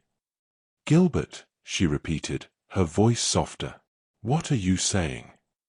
"I am saying," he replied, meeting her gaze steadily, "that 3 months ago I entered this courtship with the intention of protecting you, of salvaging your reputation through association with mine. It was strategic, calculated, a performance designed to transform scandal into respectability. "I know," Chastity said. "But it stopped being a performance," Gilbert continued. "I cannot tell you precisely when. Perhaps it was the day you challenged me in the garden. Perhaps it was the moment you allowed yourself to call me by my given name.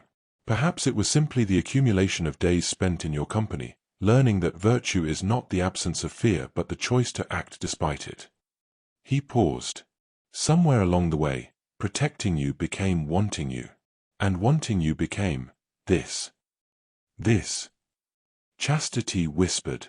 "Love," Gilbert said simply. "I love you, Chastity Sterling.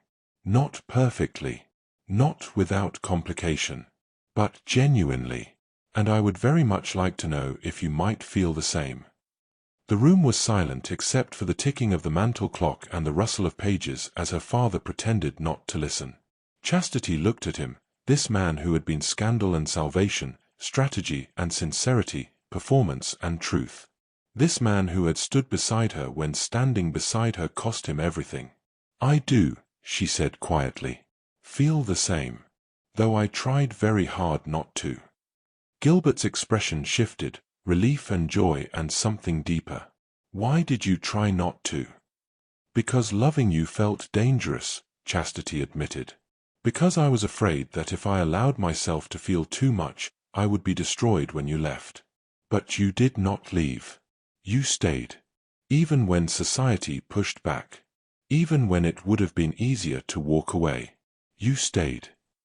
"I will always stay," Gilbert said. "If you will let me."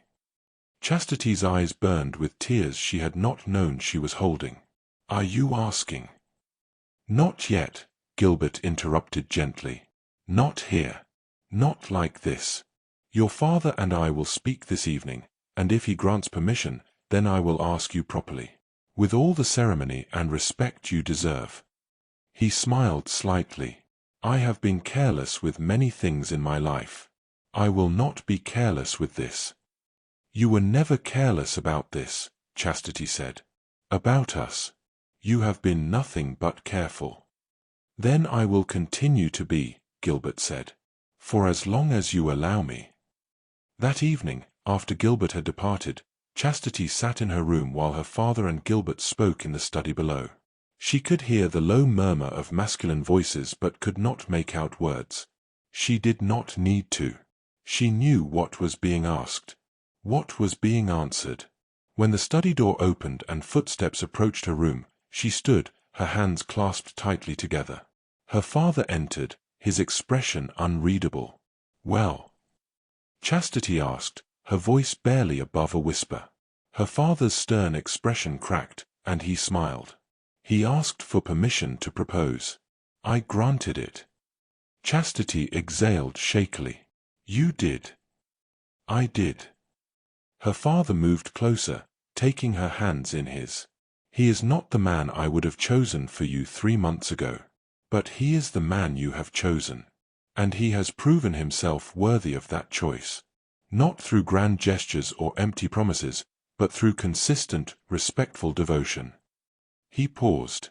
"He loves you, Chastity, genuinely. And I believe you love him." "I do," Chastity whispered. "Then tomorrow, when he calls, I suspect he will have a question for you." Her father's smile was gentle. "And whatever you answer, I will support your choice." "I already know what I will say." "Do you?" Chastity nodded. "I will say yes. Not because he salvaged my reputation. Not because society is beginning to accept us. But because he sees me, truly sees me, and chooses me anyway. And I see him, all his complicated history and careful redemption, and choose him too." Her father pulled her into an embrace. "Then I am happy for you, my dear. Truly happy." They stood together in the quiet room, and Chastity allowed herself to feel something she had not felt in months. Hope. Real, uncomplicated hope.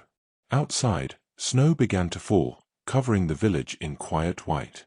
And somewhere in that transformed landscape, Chastity knew her future was being rewritten. Not by scandal, not by judgment, but by choice. And that, she thought, made all the difference. Gilbert called on Thursday afternoon, though it was not their usual day. Chastity knew why. She had been awake most of the night, alternating between anticipation and terror, wondering how one said yes to a future they had once believed impossible. He arrived dressed more formally than usual, his coat perfectly tailored, his expression serious but not somber. Her father greeted him at the door and, after a brief exchange, excused himself to the study. "He is being remarkably obvious," Gilbert observed, a slight smile playing at his lips. "He has never been subtle," Chastity replied, her hands trembling slightly as she smoothed her dress. They stood in the sitting room, the same room where he had first proposed this courtship. Where he had offered strategy instead of romance, protection instead of affection. How much had changed since that conversation? How much had remained the same? "Chastity," Gilbert said, his voice steady. "These past 3 months have been the most complicated, difficult, and meaningful of my life. I entered this arrangement believing I was correcting an injustice. I leave it knowing I have found something far more valuable than justice." He moved closer, then knelt. Chastity's breath caught. "I love you," Gilbert continued, looking up at her. "Not because you need protecting. Not because propriety demands it. But because you are brave when bravery is difficult, honest when honesty costs you, and kind when kindness is not returned. You have taught me what it means to live with integrity, and I would be honored, more honored than I deserve, if you would consent to be my wife." The words were simple. No elaborate declarations. No poetry or grand gestures. Just truth, offered quietly in the modest sitting room of a country vicarage. Chastity sank down to kneel beside him, taking his hands in hers. "3 months ago," she said, her voice shaking, "I believed my life was over. That scandal would define me forever. That I would spend my remaining years in shadow, remembered only for something I did not do." She paused. "But you taught me that scandal is not the end of a story. It is simply a chapter, and we get to write what comes next. Is that a yes?" Gilbert asked softly. "That is a yes," Chastity confirmed, tears spilling down her cheeks. "Yes, I will marry you.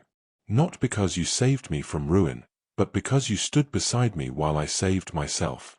Not because I need your protection, but because I choose your partnership.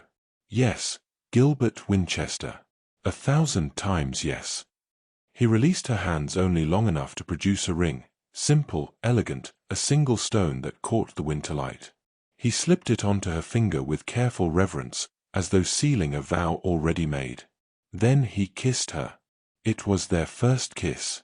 Proper, chaste, entirely appropriate for an engaged couple in their own sitting room. But it carried the weight of 3 months of restraint, of conversations held and feelings acknowledged but never acted upon. It was a promise. A beginning. When they drew apart, both were trembling. "I will still be called a libertine," Gilbert said quietly. "Some will still believe you were compromised. The whispers will never fully stop." "Let them whisper," Chastity replied. "We know the truth. And the truth is that we chose each other honestly, despite every reason not to. That is worth more than 1,000 untarnished reputations." Her father appeared in the doorway, his smile broad and unguarded. "I assume, from the tears and the embrace, that congratulations are in order." "They are," Gilbert said, standing and helping Chastity to her feet. "Your daughter has agreed to marry me, though I suspect she is making a questionable decision." "The first of many, I imagine," Chastity's father said warmly. "Marriage requires a great many questionable decisions. It is what makes it interesting." He embraced his daughter, then extended his hand to Gilbert. "Welcome to the family, Your Grace. Properly this time." "Gilbert," the Duke corrected. "I think we are past titles now." "Gilbert," her father agreed. "Though I reserve the right to call you Your Grace when I am annoyed with you." "That seems fair," Gilbert said. The announcement of their engagement appeared in the newspaper the following week. The responses were varied. Some congratulated them warmly. Some maintained their disapproval through pointed silence. A few wrote scathing letters about the degradation of proper society. Lady Ashford hosted a small gathering in their honor, inviting only those families who had maintained their civility throughout the courtship. It was not large, but it was genuine. Mrs. Pemberton attended and brought a gift, a hand-stitched quilt, an apology made tangible. Miss Hartley came as well, though she spoke little. Her presence alone was statement enough. Even Mrs. Whitmore appeared, though she left early and said nothing beyond the minimum courtesy required. "Not everyone will accept us," Chastity observed to Gilbert as they stood together in Lady Ashford's drawing-room, watching the modest gathering. "No," Gilbert agreed. "But look at who has. Look at who changed their minds, who reconsidered their judgments, who chose grace over gossip." Chastity looked, and she saw not a crowd, but individuals. People who had been given an opportunity to reconsider, and had chosen to do so. It was not universal acceptance, but it was enough. "Do you regret it?" she asked quietly. "Everything this has cost you?" Gilbert turned to her, his expression serious. "I regret nothing except the years I wasted being careless. But this is the first thing I have done in a decade that I am genuinely proud of. Even though some still call you a libertine." "Especially because of that," Gilbert said. "Let them call me what they wish. I know who I am. And more importantly, you know who I am. That is what matters." They were married in spring. The ceremony was small, held in the same village church where their courtship had begun. Her father officiated, his voice steady but emotional as he spoke about grace, redemption, and the courage it takes to choose love when love is complicated. Not everyone attended, but those who did came with genuine joy rather than obligation. Lady Ashford sat in the front row, dabbing at her eyes with a handkerchief and looking surprised by her own emotion. Mrs. Pemberton smiled throughout the entire ceremony. And when Chastity walked down the aisle on her father's arm, she saw not the faces of those who were absent, but the faces of those who had chosen to be present. Gilbert waited at the altar, his expression open and unguarded. When she reached him, he took her hand and whispered, "You are beautiful." "You are biased," she whispered back. "Wonderfully so," he agreed. The vows they exchanged were traditional, but they carried weight that words alone could not convey. They were vows spoken after trial, after judgment, after the choice to stand together when standing together was difficult. When her father pronounced them married, the small congregation applauded. And when Gilbert kissed her, properly, publicly, as his wife, Chastity felt something settle in her chest that had been unsettled for months. Peace. Not the peace of acceptance by all, but the peace of being truly known by one person, and choosing to build a life together regardless of what others thought. That evening, as they sat together in what was now their shared home, a modest estate outside the village, neither too grand nor too humble, Gilbert took her hand. "Do you think we changed society's mind?" he asked. "Or did we simply outlast their attention?" Chastity considered the question. "I think we did both. Some people genuinely reconsidered their judgments. Others simply grew bored with disapproving. Both outcomes are acceptable. And those who never accepted us, they never mattered," Chastity said simply. "Not truly. They were loud, but they were not relevant to our actual lives. We gave them too much power by caring what they thought." Gilbert smiled. "When did you become so wise?" "When I married a man who taught me that reputation is not the same as character," Chastity replied, "and that choosing truth over appearance is always worth the cost." They sat together in comfortable silence as evening darkened into night. Outside, the village continued its rhythms, people living their lives, making their judgments, moving through their days. Some still whispered about the vicar's daughter and the Libertine duke. Some had already forgotten. But inside their home, none of that mattered. What mattered was this: two people who had been accused without evidence, judged without trial, and condemned without mercy. Two people who had chosen not to hide, not to run, not to accept society's verdict as final. Two people who had rewritten their story through the simple, radical act of choosing each other. Do you know what I learned through all of this?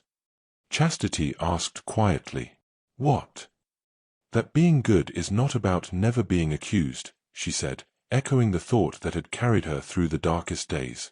It is about who stands beside you when you are, and who you choose to stand beside in return. Gilbert pulled her closer. Then we are both very good indeed. And in the quiet of their shared home, in the life they had built from scandal and strategy and unexpected love, they were simply happy.